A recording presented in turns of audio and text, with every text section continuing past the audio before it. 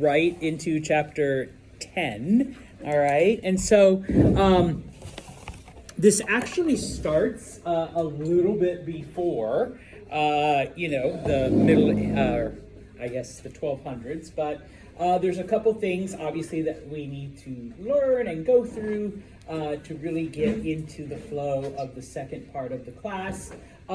This chapter is called, wrong way, sorry, Becoming the World. So, some of the modern countries and some of the modern peoples begin to develop during this time, okay? Now, for those of you that have taken 101, especially those that took it with me, you know that up until around this time, we do have the various cultures interacting with each other along a series of paths known as the Silk Road, okay? Where goods from China and the Far East make their way westward, eventually reaching Europe, and vice versa. European goods make their way to the east, and along the way, okay, whether it's in Persia or India or whatever, all right, other goods and services are bought and sold and exchanged, okay? But obviously, most of that is done overland around the 900s, though, okay? And it's not to say that people weren't using the ocean and using boats, but it wasn't the dominant form of travel and trade. But in the 900s, that began to change. And once again, it has to do with technology, okay? Number one, we see the development of various aids in navigation, okay? I'll talk about the compass in 1 second, all right? But the invention of the compass, okay, knowing which direction you're going in obviously helps a lot, okay? In addition, people begin to learn how to be able to navigate via the stars. They begin to notice that certain stars are in the same place all the time, so they begin to use those as navigation points. There's a device known as an astrolabe or an astrolabe, where if you know which star you're looking at and its distance from the horizon, using some weird magic math formula, which I can't do because I don't know math, you can literally calculate where you are on the ocean within pretty good accuracy. People have been doing it without GPS. Well, all of that started around the 900s, okay? The fact that, number two, you do have better maps now. People, are keeping track of things and are able to coordinate things better. And of course, knowing where things are, by now people have traveled, okay? Of course, shipbuilding technology becomes better, and I'll talk a little bit more about that in a sec. And of course, when it comes to political support, if you're an individual, you may or may not be able to finance and buy your own boat and buy supplies and get a hold of this new compass technology and all of that other stuff. But if your government finances or puts up the money for it, then yes, it's definitely a lot easier, okay? And as I mentioned, and you do need to know this, it was the Chinese who came up with the compass, okay? They invent the compass, and I know I don't mean to insult anyone's intelligence, but what does a compass do? Finds north, yeah. And by finding north, then you can find the other directions, and it does it magnetically. There is this magnetic thing up at the North Pole that, attracts everything to it. So yes, okay? And so by doing that, not only does it help people in navigation, but it also makes the maps more accurate, okay? So now you know exactly how far you have to travel and where you are. And no, it's not Google Maps, it's not GPS, it's not, like, hey, Siri, tell me where, none of that, but it does give you a reasonable approximation, if you know how to do it. How big were they? How big were what? The compasses back then. They were like these big ass things. Yeah, no, it's not like, today you can get like a little teeny one, buy a pocket sized one. So yeah. Okay, and so this is actually from a previous chapter, but just to show you, yes, you did have all of the land routes that connected the Far East to, okay, eventually everyone went to Constantinople, and from there things went to Europe. Okay, Egypt was another destination. But, like I said, during the 900s, we begin to see these ocean routes become just as important. And the thing to remember, though, it's still the 900s. Okay, people aren't going in one swoop from, Beijing to Alexandria. They are making stops along the way to replenish supplies, to buy and sell, to get certain bearings, and of course, with each of those stops, the maps become more and more accurate. Okay, I promised you I'd talk about better ships. Okay, because honestly, for thousands of years, humans just put a bunch of logs together and just let it go. Okay, because they will float. All right.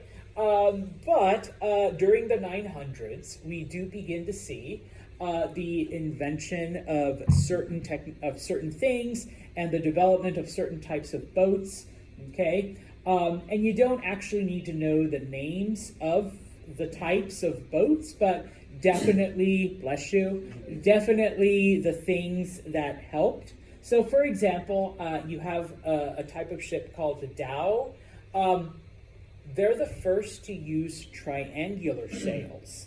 Okay, up until this point, yeah, people were putting sails and harnessing the power of the wind, but by making them triangular, you could harness more wind. If the wind was blowing against you, you could turn them and angle them so that you could catch the wind from whatever direction it was coming from, as opposed to just, well, if it's not coming from directly behind us, pardon my French, we're fucked. So now we got to start rowing. All right. No. So now you can, angle your sail so that, and for those of you, it's called a lateen. I just called them triangle sails. All right. So you don't have to remember lateen unless, you do regatta. All right. But the next, and these are predominantly in Asia, and yes, it's pronounced just like it's written. They're called junks. Okay. They have a flat bottom, which allowed these ships to go into narrower harbors. Okay. And of course, they realized that if they put some kind of sealant over the wood, not only would the ship last longer and be able to go farther distances, but you don't get like water seeping in. All right. And obviously, if you're taking spices and gold and silks and whatnot, do you want those getting wet? Probably not. Okay. So, all right. And that was one of the big reasons why people would rather take it over land. All right. Your camel's not going to sink in the ocean. It's going to stay relatively dry. But if it's on a boat, you are risking, them doing that.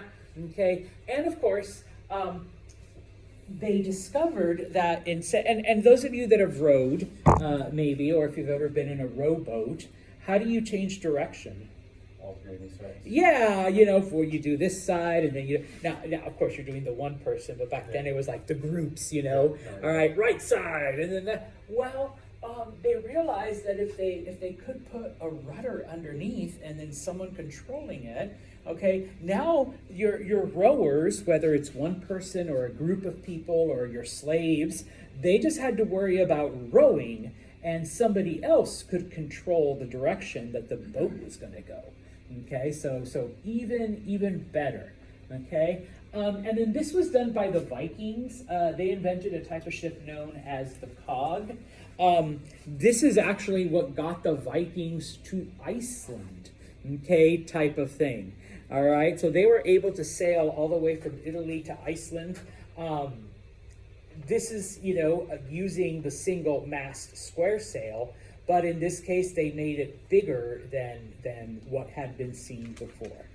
Okay. The other thing, and I mentioned in the previous slide, political help, it wasn't just it wasn't just financing, it wasn't just, giving people money to do this thing, but eventually various kingdoms begin to offer protection. They begin to build and use their own navies to escort these shipping lanes and these boats with valuables, because what did they get in return? Piracy, right? Yeah, you protect them from pirates, but if you're the ruler of a country, what do you get out of protecting shipping? Cut of the goods. A cut of the goods? Yes, definitely. And of course, they'll probably be willing to do business with your people, and whatever's good for business, hey, you get to charge taxes on the things that are bought and sold, and so, it all comes back to you. All right, so yes. Okay? Now, because of this, all right, we begin to see a change in focus. Those of you that were with me last semester, or hopefully in your 101 classes, you did talk about, those frontier cities, those departing points where you did have, commercial centers that bought and sold and traded and outfitted people. Well, that now begins to move to the cities that are closer to the ocean, the harbors, the ports. Okay, in Egypt, both Cairo and Alexandria become these commercial centers. Now, Cairo up until this point had really been nothing-ish. Okay, the only thing it was famous for was not too far from it at Giza, where those weird old triangles in the desert, pyramids. All right, so not much there. But now, thanks to commerce, they become a very important city. Alexandria, which had been more of an academic center, a center of learning, now becomes a business, capital. All right. Now, some of the things that made this possible. And I know we had to skip over it, and if you did take History 101, hopefully you talked about the rise of Islam and the spread of Muslim culture, okay? One of the things about early Christianity is that Christians were not allowed to lend money and charged interest, all right? It was against the rules of the Catholic Church. The Jewish faith and the Muslim faith had no such rules. And so because Muslims controlled, Egypt and whatnot, business there was a lot better because, if you're able to lend money, and why do you lend people money if you're a bank? Is it out of the goodness of your heart? No, you make money. Yeah, you charge them interest. You make money off of that. And of course, I might give my brother a few bucks or something, but, I don't know, Angelina there, I'm going to be like, this is going to cost you 10 cents a day. So by the time, and those of you that have taken out student loans will get a very harsh lesson in interest. Anissa's like, yeah, I'm already learning that. So yes, okay. And of course, there were always people who were ready to put borrowers in contact with lenders for a small slice. Okay, we'll call it a finder's fee. All right, in addition to the interest and whatnot. And so, you don't need to know these cities, but obviously Alexandria is important. In addition to becoming an academic center, it becomes like the place to obtain any and all types of exotic goods. All right. If you lived in Italy and you really, really wanted some silk, you knew you could go to Alexandria and trade, buy for it, whatever. Okay. The city of Quilon in India. All right. You could pick up all kinds of Indian spices and whatnot, and trade whatever. Okay. In Southeast Asia, the city of Malacca, and of course in China. Even though I mentioned Beijing, Beijing is not on the coast, but the cities of Guangzhou and Canton are. And so those become major commercial centers. all because of improvements in boats and navigation and technology. Okay, otherwise this does not happen. Okay. Now, most of the areas that we're talking about, and let me go back to the map, okay, most of those areas are Muslim by this point in history, okay? I know in my class I had to skip over that. Those of you that took 101 in other classes, hopefully you covered it a little bit. But by this point in time, most of those areas are under Muslim influence. Now, contrary to popular belief, all right, Muslims did not force conversion on people, all right? In many of the areas where the Muslims controlled politically, they allowed Jewish people, Christian peoples, Zoroastrian people, Hindu, Buddhists, whatever, they allowed them to coexist. They allowed them to practice their own faith, okay? The only difference, and you do need to know the jizya, okay? They had to pay a religion tax, all right? Muslims did not have to pay this tax. Non-Muslims did, okay? So you are more than welcome to be as Christian as you want here in this Muslim country. You just had to pay an extra tax, all right? We all love taxes, don't we? Yeah, okay. We've got a few, yeah. We saw. I mean, I know I go down to HR, at least once a semester and say, could you take more money out of my paycheck, please? Mm-hmm. And make sure that it goes directly to Joe, because I just want to make sure the government functions right. That's how we pay for the goose that lays the golden egg. Yeah. No, okay, I don't do that. All right? And so, not to say that people didn't convert out of some type of belief, all right? But there were, in some cases, people converting to Islam because I don't want to pay that stupid tax. And if I can just avoid it by saying, okay, Allah instead of God, then yeah, I'm there, all right? Type of thing. What if they couldn't pay the tax? I'm sure there were legal repercussions. Confiscation of property and whatnot, jail time, yeah. So converting made sense, okay? And at the time, please remember that Christianity, Judaism, Islam, Buddhism, Hindu, they've all undergone changes and things throughout history. Islam back then was a little bit easy. You just had to do the 5 things, acknowledge Allah, give alms to the poor, pray 5 times a day, fast during Ramadan, and make at least one trip to Mecca during your lifetime. All right. It was a fairly straightforward, religion. None of this, oh no, you got to get baptized and give money to the Pope and do this and don't eat fish on Fridays and it was a lot less complicated. Okay. And so a group of Muslims known as Sufis, they were basically the missionaries. They were the ones that went out and taught people. And so, there were a lot of non-Muslims that would convert to avoid paying this tax. Okay? So that's how we see the spread of Islam in a lot of those places. Okay? All right. So moving on then. Okay? Still focusing on some of the changes that are happening. Okay, during this time, during the 900s and the 1000s, okay, we see, I don't want to say like an ice age, but we do see a general cooling trend throughout the world, especially in the Mediterranean area, which is, usually really, really nice and sunny. All right. In addition, we also see some extended periods of drought throughout Mesopotamia and Iran and Egypt. Okay, so we do see some financial hardships on people.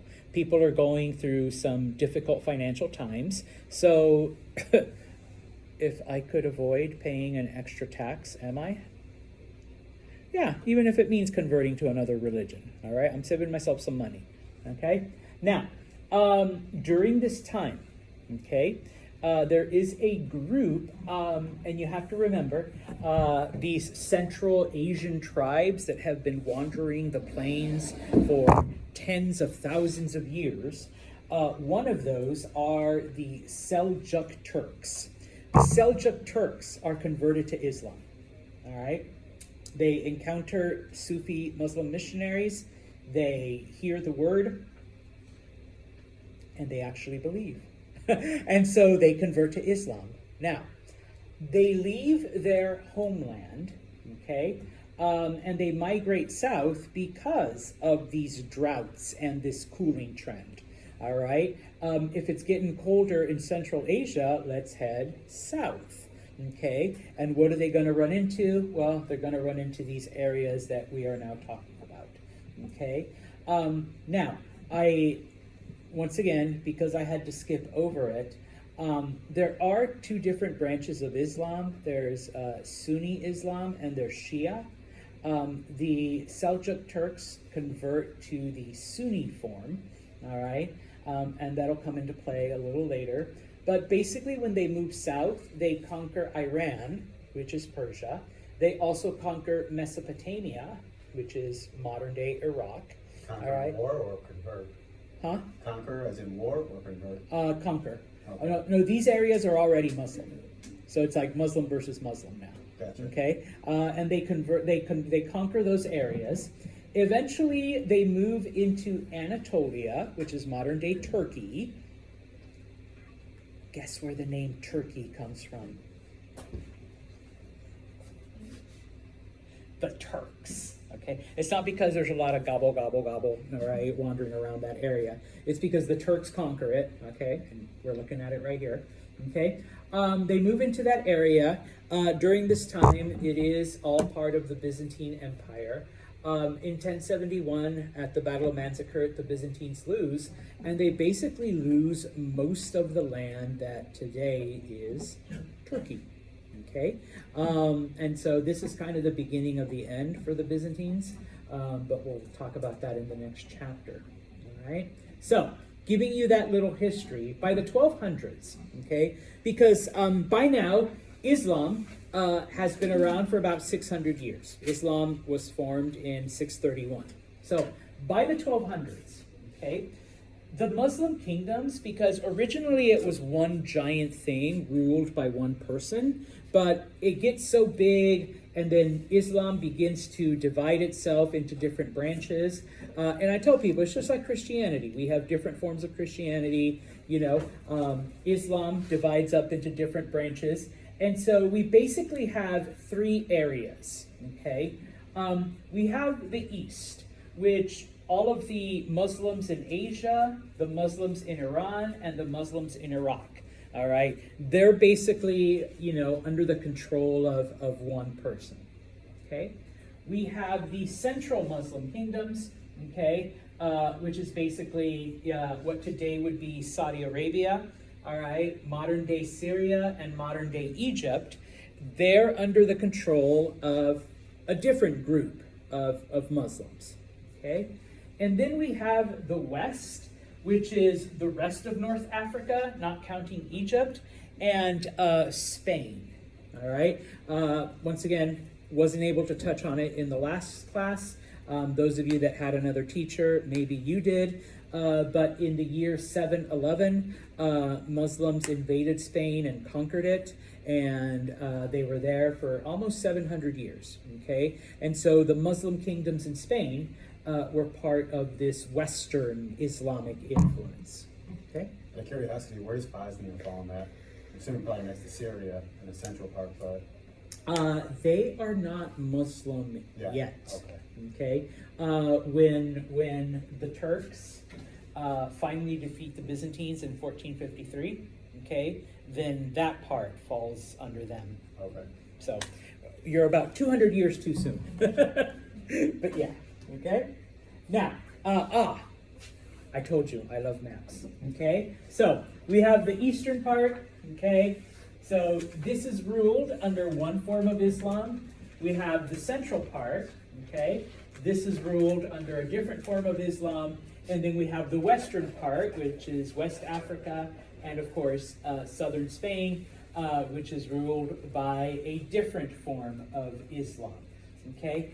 This is from your textbook, so if you actually look at the colors, you know, Sunni Muslims and Shiite Muslims. Those are the two predominant branches, although there are like smaller offshoots. Okay, just like I said, you have Catholic, you have Protestant, but then within that you have all these different types of other smaller groups. Okay, and so yeah, the Muslim kingdoms are basically divided. All right, but one thing they do share in common, of course, is taking over the land. And yes, the Turks come in. Eventually, they conquer all of this, where it becomes Turkey. And then, yeah, when they finally conquer all this, all right, Bosnia is like right up here. Then that becomes Muslim as well. But that doesn't happen for another, 200-300 years. Okay, now, okay, couple more things. Okay, the missionaries, the Sufis, the ones that were out there trying to convert people to Islam, okay,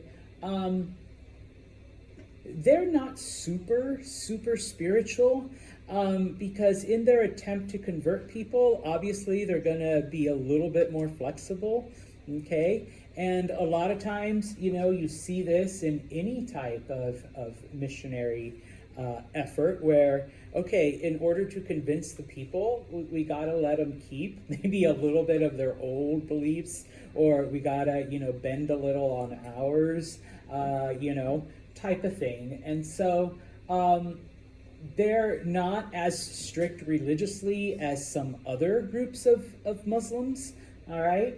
But because of their efforts and because of this flexibility, okay, number one, obviously they brought in many converts to Islam, okay. The tax-free status, I'm sure, did not hurt. But they do bring a lot of converts to Islam. But number two, because of this flexibility, okay, we see, and this is one of the big changes, and this is one of the things that I tell people, including, if there's anyone here who's Muslim, the Islam of the 600s and the 700s is not the same as the Islam of today, okay? Because Islam adopted different cultural parts of the areas where they entered and where they took over, okay? So for example, in Persia, when Islam entered Persia, Persian literature was amazing, okay? And they're like, we need to somehow make this a part of our culture, okay?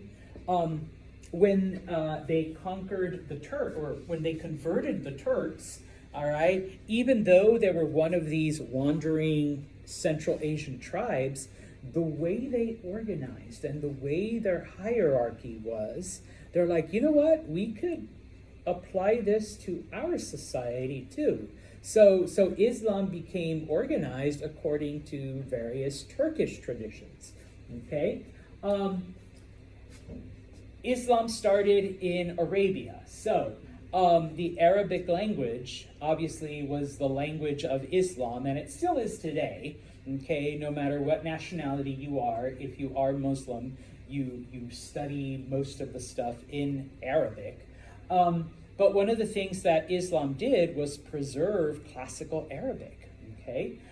Because they don't allow, modern day renditions of their holy works, okay? And it's one of those things. I actually grew up in a fairly religious background. I'm not religious anymore. Those of you that know me know I'm not.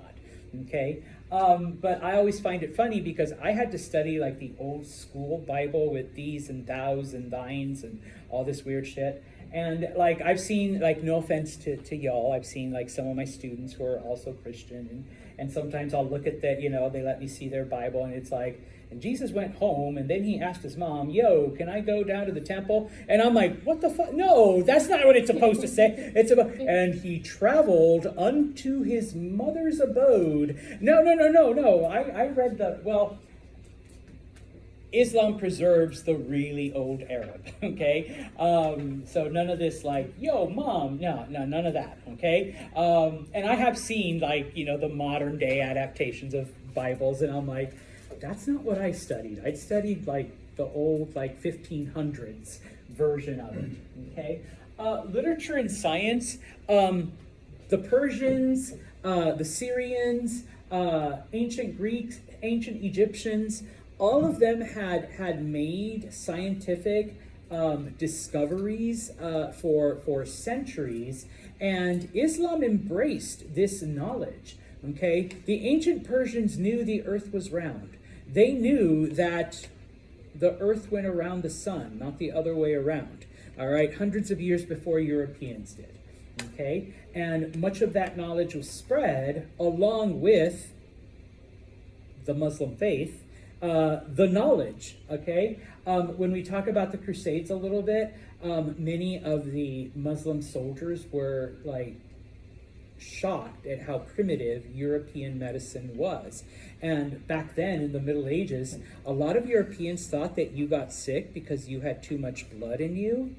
So if Michaela's like, what? So if you're sick because you have too much blood, what's the solution? Yes, so they would cut you, they'd do a bloodletting, all right? Of course, they were always surprised. Why isn't Anissa feeling better? We've bled her and she's still sick. She should be feeling better. Or if you were in England, they used leeches because it was nicer, all right?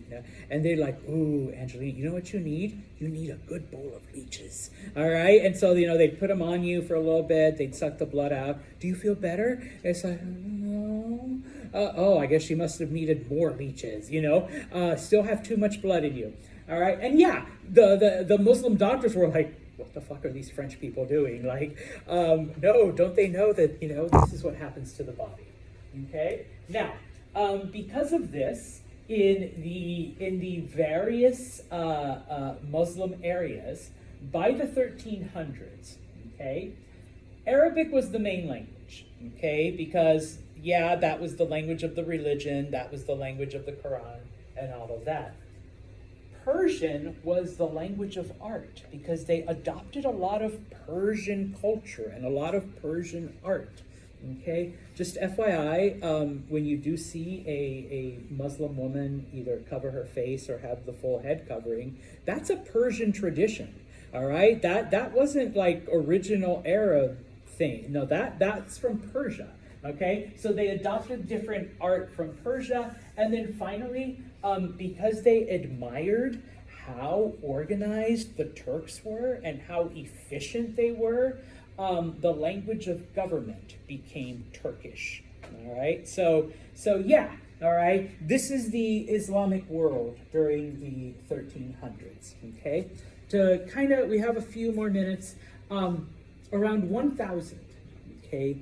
That was basically the height of Muslim expansion and Muslim appeal, okay?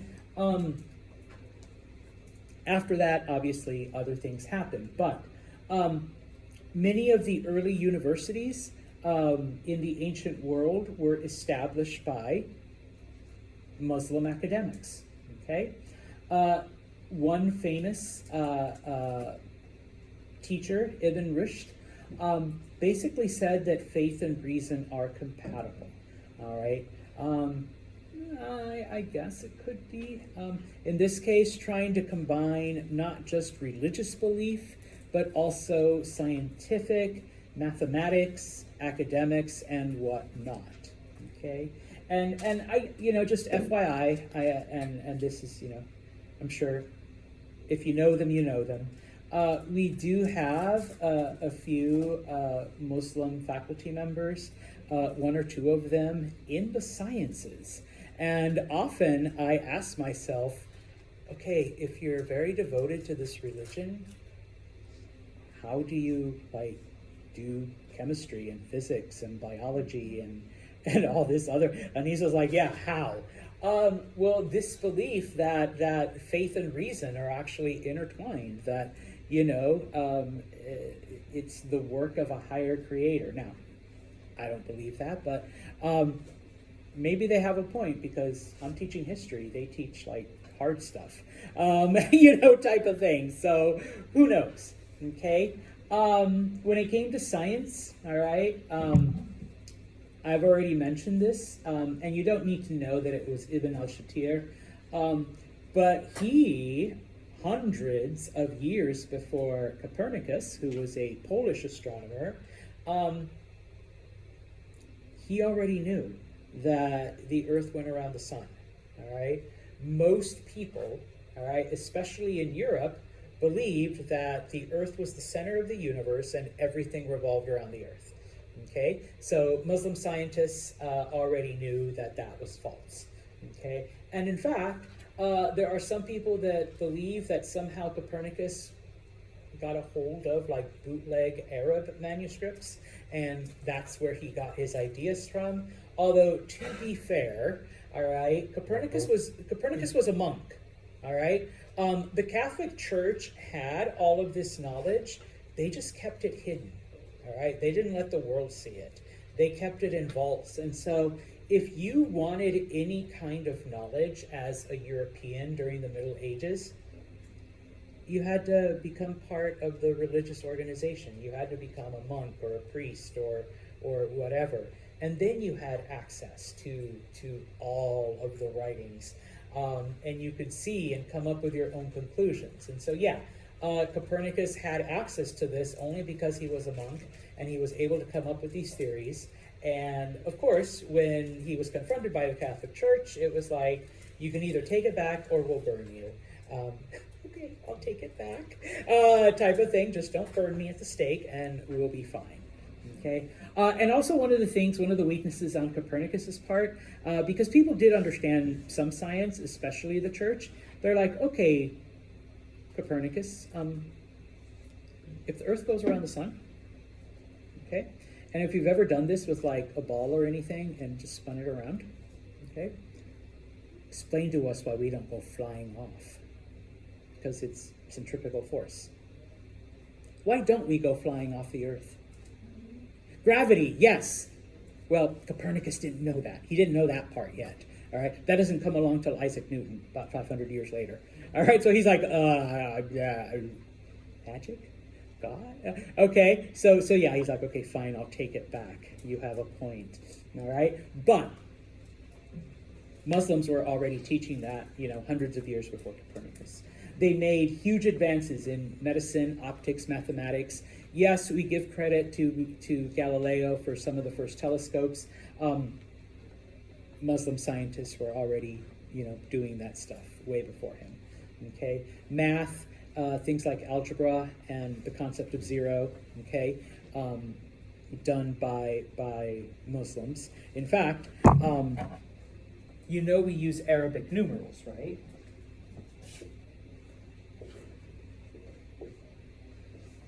Those are Arabic numerals, okay? If it wasn't for them, we'd be counting like this. See if I remember this. What's IV? Well, those are Roman numerals. Yes, we'd be using Roman numerals, okay? What time is it? It's IV o'clock. All right, so, yeah, not quite, all right? Anissa's like, yeah, no, I couldn't do it. So yeah, what is it? Oh, it just turned to 1, so it's just a 1. Otherwise, it would be, XII, what's 50? I think that's a C? No, that's 100. N. No. It's S. Whatever. S, thank you. He's out. I know, it's already 1, so that it's easy. It's just an I, okay? Or, I don't know, you see a cute girl. Perfect X, yeah. No? Okay. So, we do, okay, yeah, you got it, fine. So, yeah, thanks to what's funny is, like, I've seen these things, and if you go to YouTube, you'll find it, where they'll interview people on the streets, and they'll be like, okay, miss, do you think they should be teaching Arabic numerals in our classrooms? It's like, no, keep that out, this is America. I'm like, no, we're already using Arabic numerals. We've been using Arabic numerals for over 1,000 years, all right? So, yeah, and as I mentioned, medicine, their medicinal practices were centuries ahead of what Europeans eventually had. Okay? Now, we'll start with India. Okay, we'll move on to India. So we'll leave some of the Islam behind, but not all of it. Okay? sorry. I lost my normal water bottle, and so I have to use this, one that I got years ago. And now I'm like, damn, I should have gone and beaten someone up for a Stanley, right? One of the pink Stanleys. But anyways, okay, so if you recall, India, okay, developed Buddhism, later on develops Hinduism, okay? Various kingdoms form. India doesn't actually become truly united until the British conquer them. But in this case, in India, you have multiple kingdoms, multiple chiefs. They were known as Rajas, okay? If you took History 101, we have studied the different castes, the different levels of Indian society, okay? The Brahmins are the ones that are at the top. They were the priests, after the kings and whatnot, all right? And so they were in support of the Rajas, and if you recall, Indian social structure is very rigid, so what the upper crust does, everybody listens to, everybody follows, okay? Eventually, those Turks that conquered Iraq, Iran, parts of the Byzantine Empire, they turn east and they begin to conquer a lot of those Indian kingdoms. Okay? Now,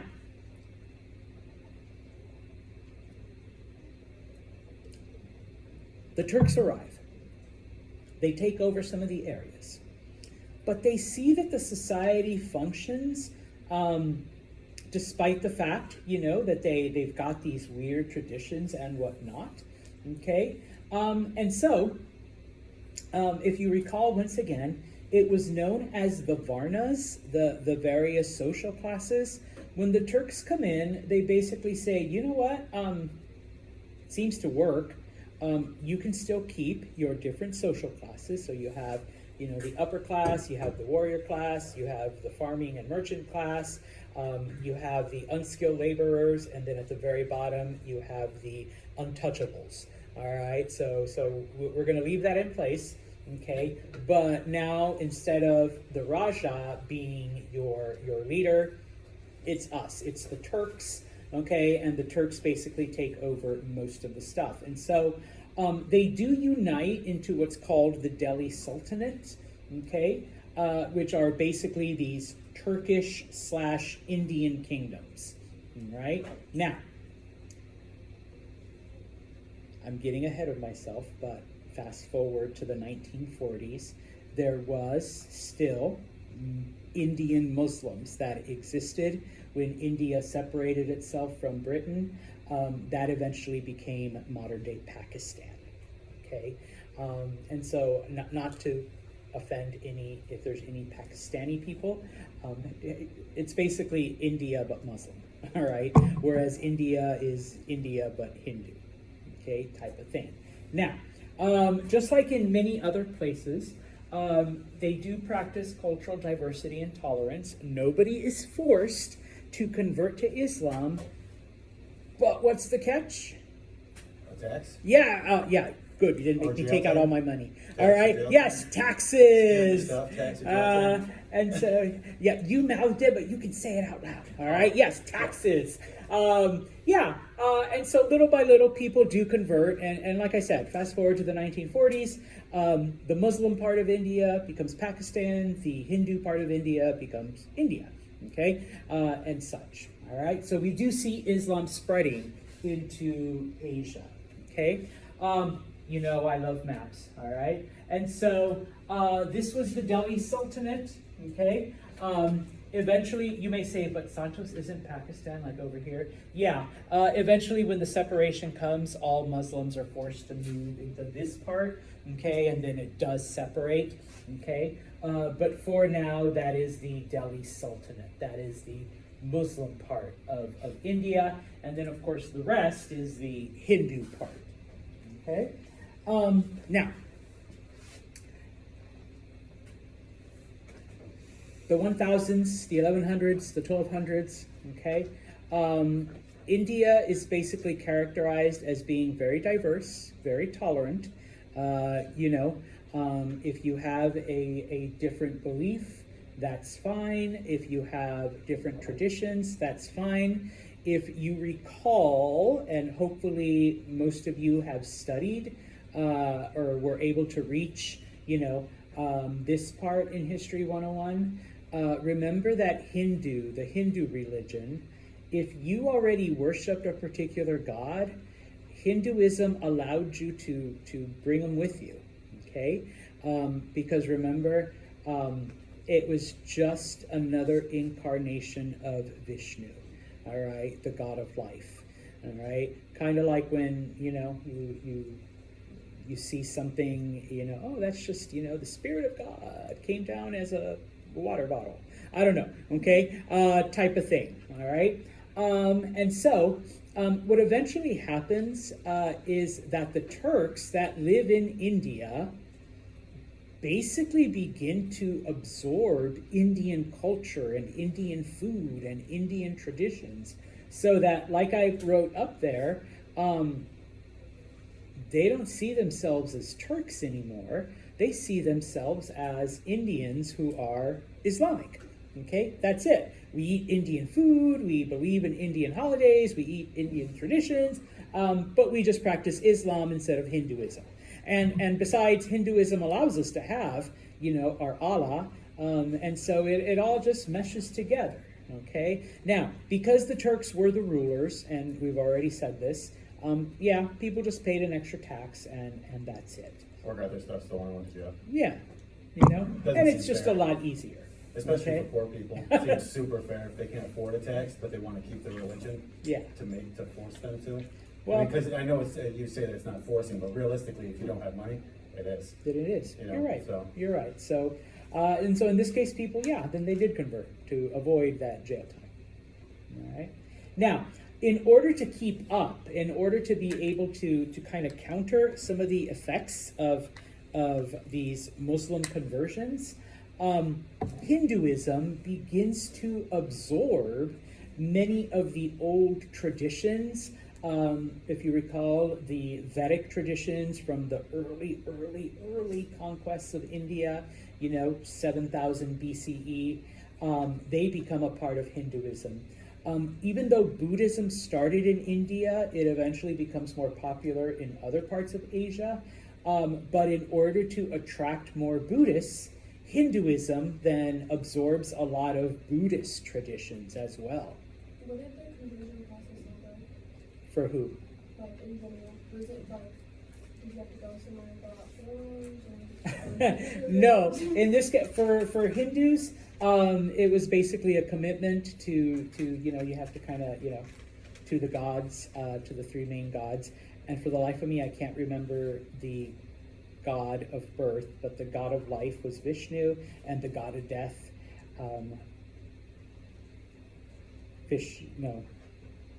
Shiva. Sorry, I had to remember the quote. But yeah, once you do that, all right, and start practicing, you were in. Couldn't they just tell the government they converted so you avoid the tax? A lot of people did. And just FYI, people did that also in Europe. And that's why you actually had the Inquisitions, because people would say that they converted to Christianity. And so, there were, some of the Muslim equivalents to Inquisitions. When you say inquisitions, you mean someone checking up on them to see Yeah. if they're actually actively practicing the religion? Mhm. Gotcha. Yeah, and I know this more from the Judaic perspective, like, hey, I saw a menorah in your house, what the hell, type of thing. Or, and this happened, obviously, those of you that know me know that my background is Spanish. I'm Mexican and stuff like that, and I do that kind of history. In Spain, what they would do is they would invite a suspected false convert over and offer them pork. Why pork? Because they're not allowed to have it. Yeah, both Muslims and Jews cannot have pork. And so if Angelina says, oh, no, thank you, I just ate. Ah, liar! And boom, we lock her up, we torture her, we, burn her at the stake, my favorite was the stretchy one. Really stretched you out. Like all that other stuff. Yeah, okay. And so I'm sure that Muslims had an equivalent, all right, to root out people who were false converts. Okay, good question, good thought. I'm going to stop right here before we move on to China, plus we're kind of out of time. But just